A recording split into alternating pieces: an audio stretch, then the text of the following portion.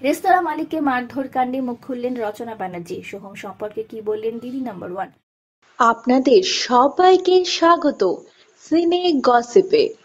সাম্প্রতিক শুটিং করতে গিয়ে রেস্তোরাঁ মালিককে মারধরের অভিযোগ উঠেছে তৃণমূল কংগ্রেসের বিধায়ক অভিনেতা সোহম চক্রবর্তীর বিরুদ্ধে।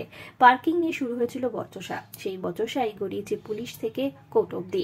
বৃহস্পতিবারই আদালতে হাজির হয়েছেন সোহম। এই দিনই জামিন পান অভিনেতা। তবে সোহম সম্পর্কে এবার মুখ খুললেন অভিনেত্রী রচনা ব্যানার্জি।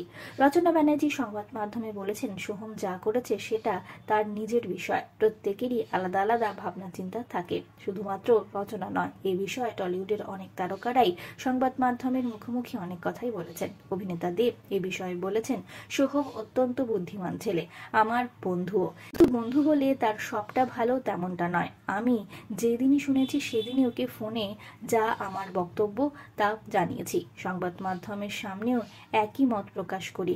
আমি মনে করি সোহমের নিয়ম মেনে চলা উচিত। অন্যদিকে হিরণ চ্যাটার্জি বলেন, এই সোহম আমার বন্ধু নয়, এই সোহমকে আমি চিনি না। এই সোহম ক্ষমতার অপব্যবহারকারী সোহম, তৃণমূল কংগ্রেসের থেকে পাওয়া ঔদ্ধত্যের নেতা। যে কাজটা সোহম করল তা নিঃসন্দেহে অপরাধ। সোহম চক্রবর্তী সহ অভিনেত্রী পায়েল সরকার, তিনিও সোহম বিষয়ে মুখ খুলেছেন। তিনি বলেছেন, সোহম তো ক্ষমা চেয়েছে। আমার মনে হয় হিট অফ দ্য মোমেন্ট ঘটে গেছে এটা। সোহম এই ধরনের মানুষই নয়, তবে যেহেতু পাবলিক ফিগার তাই আরেকটু সংযত হওয়া দরকার ছিল। গায়ে হাত তোলা ঠিক হয়নি। রূপাঞ্জনা মিত্র এই বিষয়ে মুখ খুলেছেন। তিনি বলেছেন, এই ঘটনা নতুন নয়, আমার সঙ্গেও ঘটেছে এরকম। তবে সোহমকে যতদূর চিনি ও খুব নরম মনের এবং ভদ্র ব্যবহার ওর।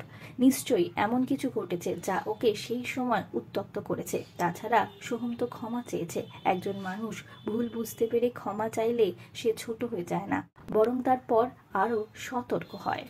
এ বিষয়ে বন্ধুরা আপনাদের কি মতামত? আপনারা জানাতে পারেন আপনাদের বক্তব্য কমেন্টের মাধ্যমে। বিনোদন জগতে আরো অনেক খবর নিয়ে আসছি, জুড়ে থাকুন আমাদের সঙ্গে। আমরা হলাম সিনে গসিপ, জুড়ে থাকুন আমাদের সঙ্গে। সাবস্ক্রাইব করুন আমাদের এই ইউটিউব চ্যানেলটি।